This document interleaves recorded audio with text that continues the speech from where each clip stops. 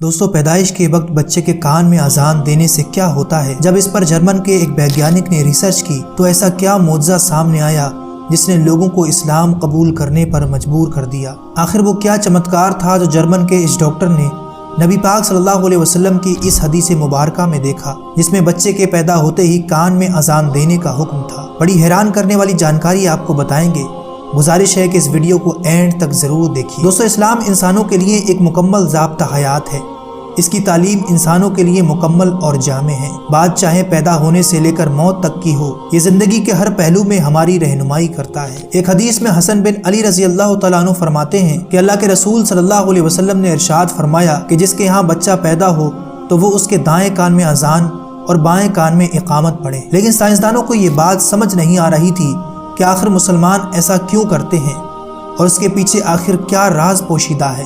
بظاہر طور پر علماء اکرام نے جو اس کے بارے میں حکمتیں بیان فرمائی تھیں وہ یہ تھی کہ اذان کے کلمات سے شیطان بھاگ جاتا ہے، جس کی وجہ سے بچہ اس کے شر سے محفوظ رہتا ہے، اور اس کے علاوہ اس میں یہ مسئلہ بھی بیان کیا گیا کہ بچے کے دنیا میں آتے ہی اسے جو دعوت ملے وہ عقیدہ توحید، عقیدہ رسالت اور نماز کی دعوت ہو۔ لیکن سائیکالوجسٹ کے ماہرین نے اس بات پر ریسرچ کی کہ مسلمانوں کے یہاں بچے کے پیدا ہوتے ہی اس کے کان میں اذان کیوں دی جاتی ہے۔ ان سائنسدانوں کو حدیث میں چھپے اس معجزے کا اندازہ اس وقت ہوا جب فرانس میں ایک لڑکی کو ہاسپٹل کے اندر دورے پڑنا شروع ہوئے۔ وہ اپنی ریسرچ میں مزید لکھتے ہیں کہ جب اس لڑکی کو دورہ پڑتا تو وہ جرمن زبان میں بعض مذہبی دعائیں پڑھنا شروع کر دیتی۔ وہ لڑکی رہنے والی فرانس کی تھی لیکن جرمن زبان کا ایک لفظ بھی نہیں جانتی تھی۔ جب دورے میں اس نے جرمن زبان میں کچھ دعائیں پڑھنا شروع کی تو سارے ڈاکٹروں نے شور مچا دیا کہ اس لڑکی پہ تو کوئی جنات یا بھوت سوار ہے۔ یہ لڑکی تو جرمن زبان نہیں جانتی، پھر یہ جرمن زبان کیسے بول رہی ہے؟ ضرور اس پر کوئی جنات سوار ہے۔ آخر سائیکالوجی کے ایک ماہرین ڈاکٹر نے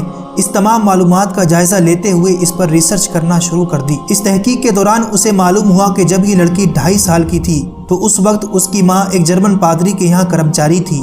جب وہ پادری جرمن زبان میں کچھ سرمن پڑھتا تو اس وقت یہ لڑکی پالنے میں اس کے پاس ہی لیٹی ہوتی۔ جب اس ڈاکٹر کو یہ بات معلوم ہوئی تو وہ اس جرمن پادری کی تلاش میں نکلا، لیکن اس کو معلوم ہوا کہ وہ جرمن پادری تو اس وقت اسپین میں ہے۔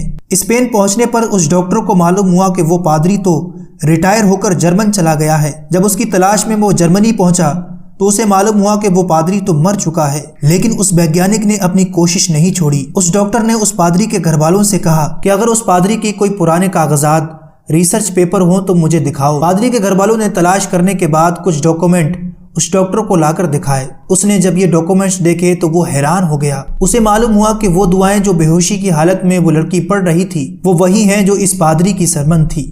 اس ڈاکٹر نے اس تمام تحقیقات کے بعد جب انسانی دماغ پر ریسرچ کی تو اس نے یہ کرکس نکالا کہ جب بچے کی پیدائش کے دوران جو باتیں اس کے کان میں ڈالی جاتی ہیں وہ باتیں اس کے دماغ میں ساری زندگی کے لیے محفوظ رہتی ہیں، اور جب بھی اس کے سامنے وہ الفاظ دہرائے جائیں تو اس کا دماغ ان الفاظوں کو ڈیٹیکٹ کر لیتا ہے اور قدرتی طور پر اس کی زبان سے وہ الفاظ خود بخود جاری ہو جاتے ہیں، اور اس کا دماغ اس کو ایسا کرنے کے لیے ترغیب دیتا ہے۔ اور یہی وجہ ہے کہ اللہ کے رسول صلی اللہ علیہ وسلم نے ارشاد فرمایا کہ جب کسی مسلمان کے یہاں بچے کی پیدائش ہو تو فوراً اس کے ایک کان میں اذان اور دوسرے کان میں اقامت پڑھو۔ دوستو، یورپ کے ماہرین نے تو آج معلوم کیا کہ انسانی دماغ میں سالوں سال تک پرانی چیزیں محفوظ رہتی ہیں، لیکن ہمارے پیارے آقا نبی محمد صلی اللہ علیہ وسلم نے آج سے 1400 سال پہلے اس قیمتی نقطے کی طرف اپنی امت کو توجہ دلائی اور فرمایا کہ بچے کے پیدا ہوتے ہی اس کے کان میں اذان کہو، کیونکہ اب وہ اس دنیا میں آ گیا ہے اور اس کا دماغ اس قابل ہے کہ وہ تمہاری باتوں کو محفوظ رکھے۔ اور اس طرح کی کئی واقعات ہمیں اسلامی تاریخ میں بھی ملتے ہیں کہ جب اللہ کے نیک بندوں نے ماں کے شکم میں ہی قرآن کے کچھ پارے حفظ کر لیے تھے۔ یہ انفارمیشن کیسی لگی کمنٹ باکس میں ضرور بتائیے گا۔ ویڈیو اچھی لگے تو اسے لائک اور اپنے دوستوں کو ضرور شیئر کریں۔